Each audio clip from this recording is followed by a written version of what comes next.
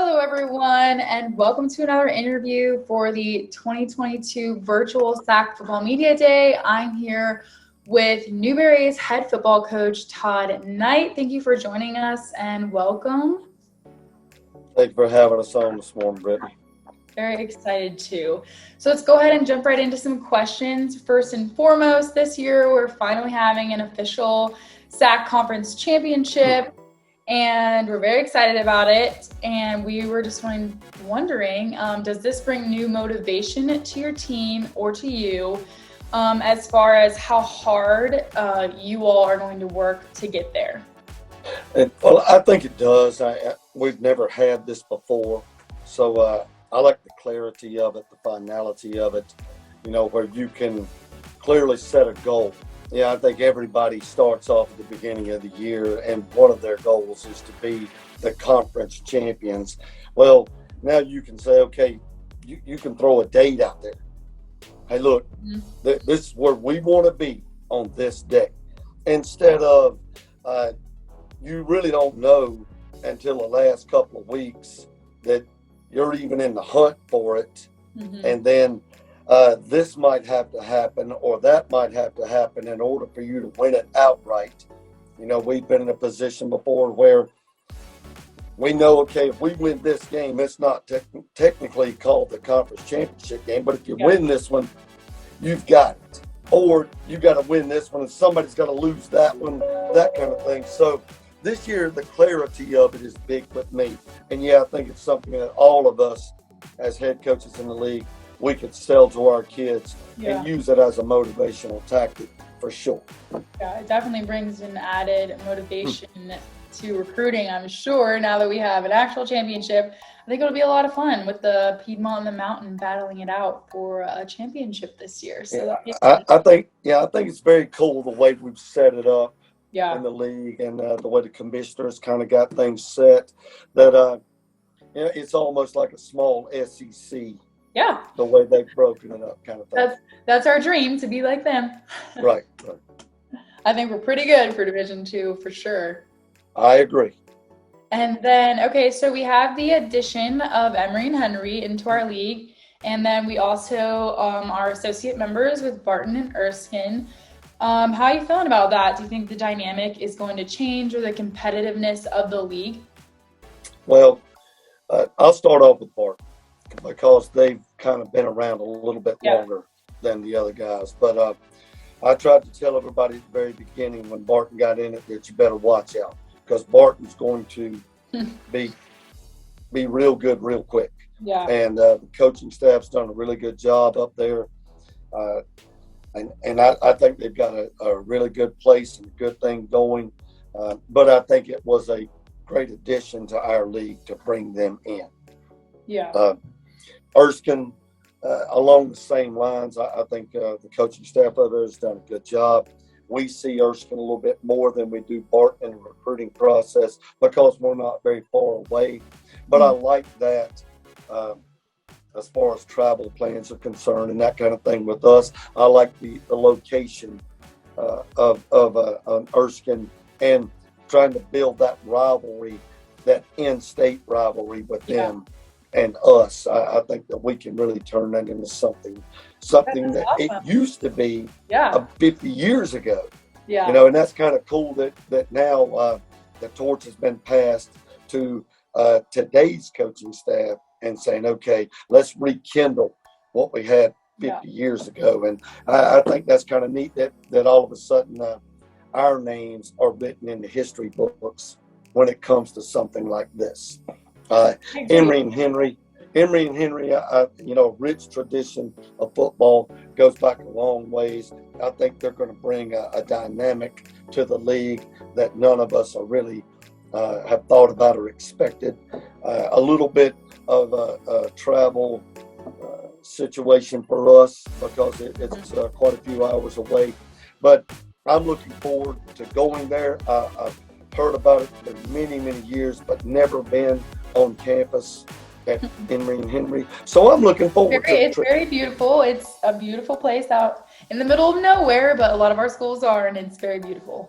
Right. Well, we passed it on the way to UVA Wise Yeah. last year, which was my first time we ever went to Wise. Yeah. So they have a beautiful setting there. So I'm looking forward to seeing what Emory and Henry has to offer when we travel up there this year.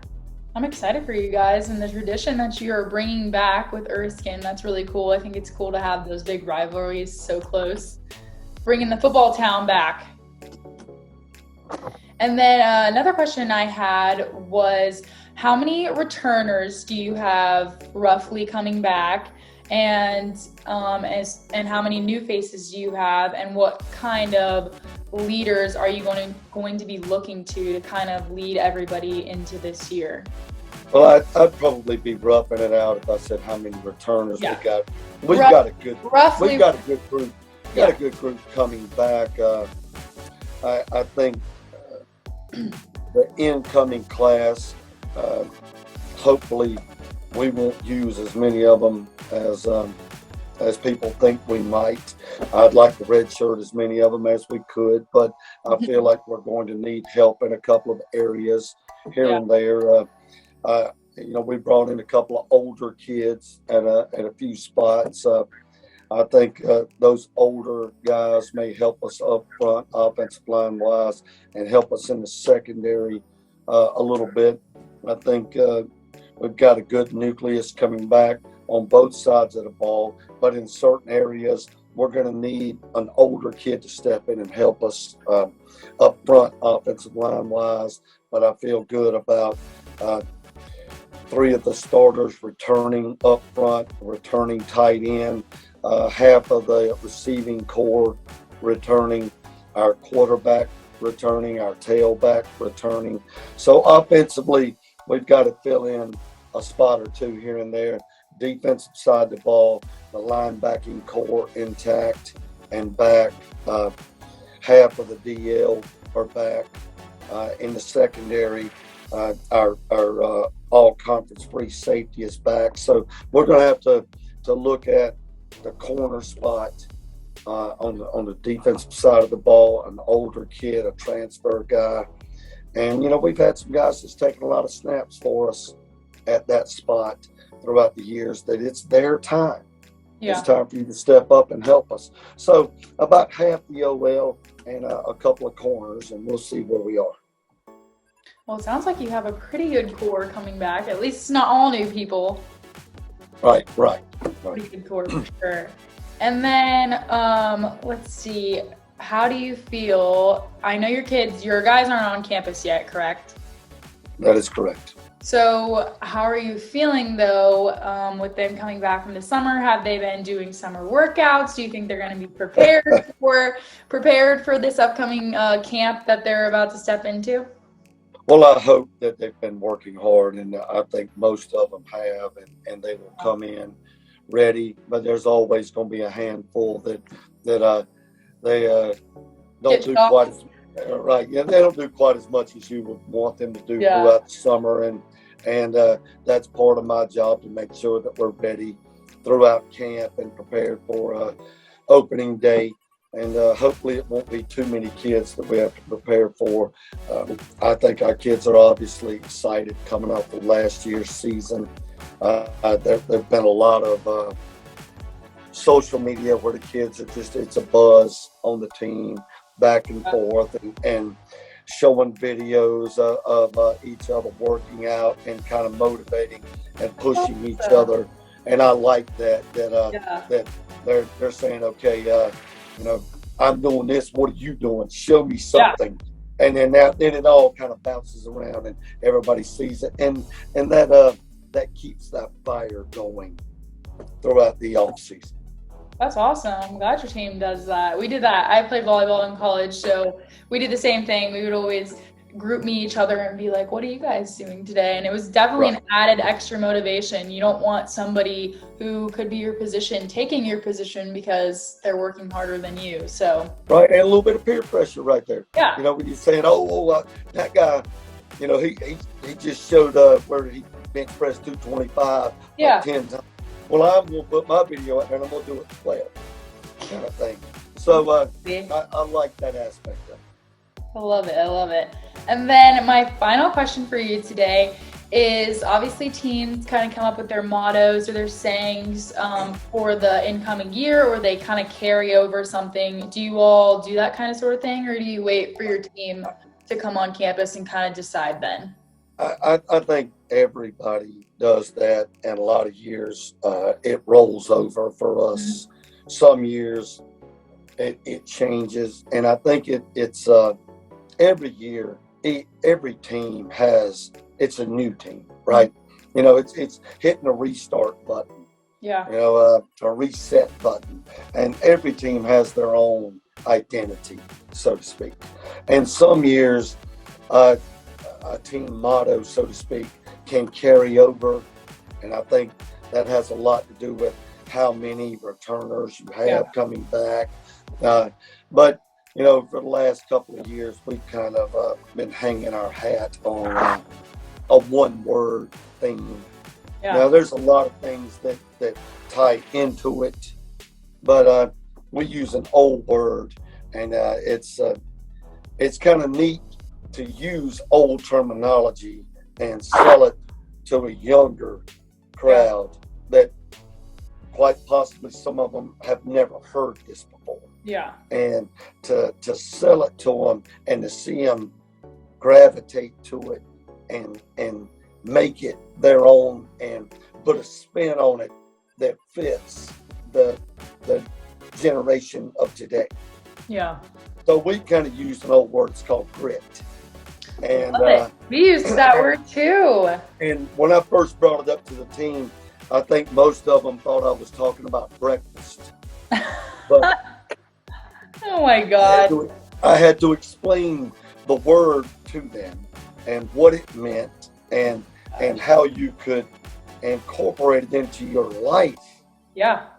To be successful away from football, and you can see the success that it will bring you on the field, but then use that off the field. I'm big on that with our kids. I want to see you be successful on and off the field, and having a little bit of grit about you. It can help you in both arenas.